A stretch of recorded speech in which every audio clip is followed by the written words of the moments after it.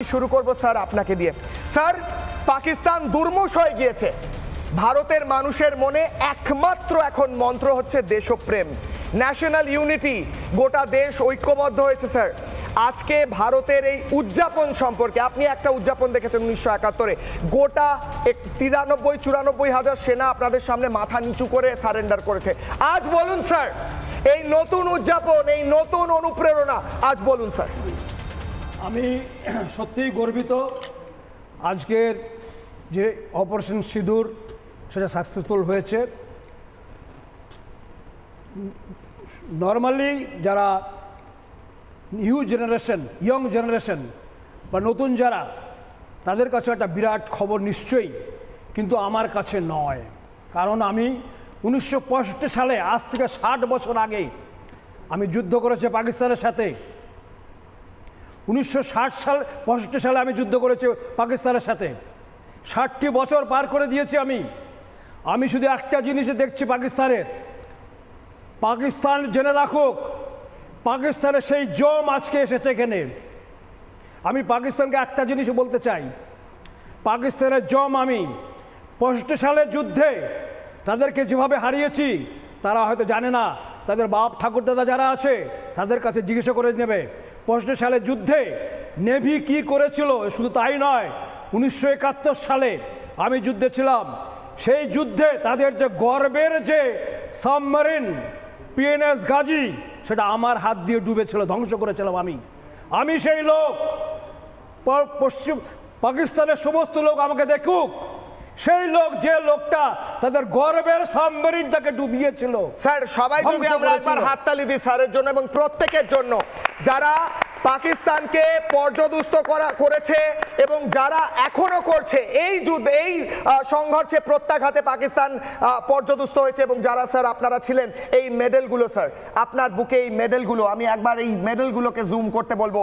এই মেডেলগুলো হচ্ছে পরিচয়, এই মেডেলগুলো হচ্ছে পরিচয়, এই দেশের মানুষের দেশপ্রেমের পরিচয়, এই দেশের সেনাবাহিনীর বাহাদুরির পরিচয়, এই দেশের বাহিনী প্রাণ হাতে করে। এর সাথে বীরচক্র আছে, বীরচক্র, আমার বীরচক্র আছে এর সাথে। বলুন স্যার। এখন কথাটা হচ্ছে, আমার কাছে আজকে আমরা নিশ্চয়ই আমার দেশবাসী সবাই উদযাপন করছে, আর সত্যি কথা তাই। কারণ ইয়ং জেনারেশনের কাছে আজকে একটা এটা সুখের খবর। তারা নিশ্চয়ই দেখছে যে এরকম একটা যুদ্ধ, যে যুদ্ধটা হতে যাচ্ছিল, যুদ্ধ কেউই চায় না। পৃথিবীর এমন কোনো দেশ নেই যে দেশ যুদ্ধ চায়, কখনোই চায় না। কিন্তু পরিস্থিতি এমন হয়ে যায় যে যুদ্ধ ছাড়া কোনো রাস্তা থাকে না। আমি বলবো 65 সালের যুদ্ধ যখন হয়, আমি সেই যুদ্ধে একদম ফ্রন্টে ছিলাম। আমি দেখেছি যুদ্ধ কিন্তু আমরা প্রথমে শুরু করিনি, পাকিস্তান আগে করেছে, তারপরে আমরা করেছি। সিমিলারলি 71 আমরা যুদ্ধ আগে করিনি। আমরা শুধু বাংলাদেশকে সাহায্য করবার জন্য গিয়েছিলাম, তাদের যারা আছে। আমরা কিন্তু যুদ্ধ করতে চাইনি, যুদ্ধ তারা আগে করেছে, আমাদের উপর গোলাবর্ষণ করেছে আগে, তবে আমরা 1971-এ তাদের সাথে যুদ্ধ করেছি। এখন কথাটা আমার কাছে একটাই, সেটা হচ্ছে পাকিস্তানের একটা জিনিস আমি খুব ভালোভাবে লক্ষ্য করেছি। আজকে নিশ্চয়ই আমার দেশবাসী খুশি, আমি তাদের মনে আঘাত দিতে চাই না, কিন্তু একটা জিনিস আমি বলতে চাই যে এই যে আজকে যে উদযাপন হচ্ছে, এর পিছনে একটা বিশাল বিরহ রয়ে গেছে, যেটা আমার বুকের ভিতরে আছে। কারণ হচ্ছে এই 65 সালে যখন যুদ্ধ হয়, তারা যখন হেরে যায়, তাদের সাথে চুক্তি হয়, তারা জীবনে কোনোদিন আর আমাদের দিকে তাকাবে না। হয়ে গেল 71 সালে যুদ্ধ হলো, 71 সালে আমাদের চুক্তি হলো, সেখানে পরিষ্কার সেই চুক্তি যদি দেখা হয়, সেখানে কিন্তু পরিষ্কার বলা আছে, পরিষ্কার করা আছে, তারা 93,000 সৈন্য নিয়ে এসে আমাদের কাছে সারেন্ডার করেছিল।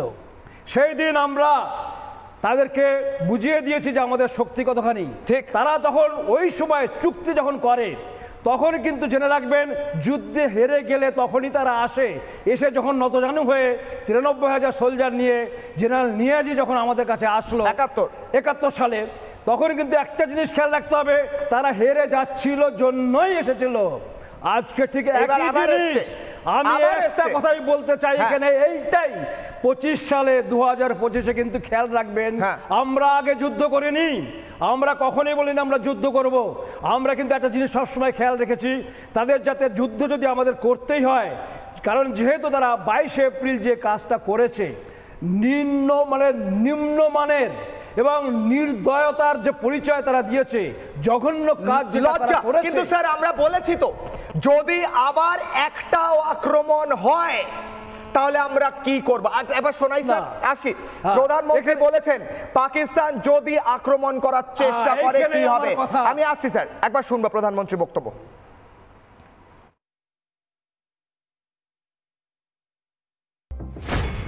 आतंक के आकाओं को अब समझ आ गया है। भारत की ओर नजर उठाने का एक ही अंजाम होगा, तबाही। भारत में निर्दोष लोगों का खून बहाने का एक ही अंजाम होगा, विनाश और महाविनाश। जिस पाकिस्तानी सेना के भरोसे ये आतंकी बैठे थे, भारत की सेना, भारत की एयरफोर्स और भारत की नेवी ने उस पाकिस्तानी सेना को भी धूल चटा दी। आपने पाकिस्तानी फौज को भी बता दिया है, पाकिस्तान में ऐसा कोई ठिकाना नहीं है जहां बैठकर आतंकवादी चैन की सांस ले सके। घर में घुसकर मारेंगे, बचने का एक मौका तक नहीं देंगे। और हमारे ड्रोन्स, हमारी मिसाइलें, उनके बारे में तो सोचकर पाकिस्तान को कई दिन तक नींद नहीं आएगी। নানা ধরনের কন্টেন্ট দেখার জন্য লাইক করুন, শেয়ার করুন আমাদের ফেসবুক পেজ, সাবস্ক্রাইব করুন আমাদের ইউটিউব চ্যানেল। পাশাপাশি অন্যান্য ব্রেকিং নিউজের জন্য অবশ্যই চোখ রাখুন রিপাবলিক বাংলায়।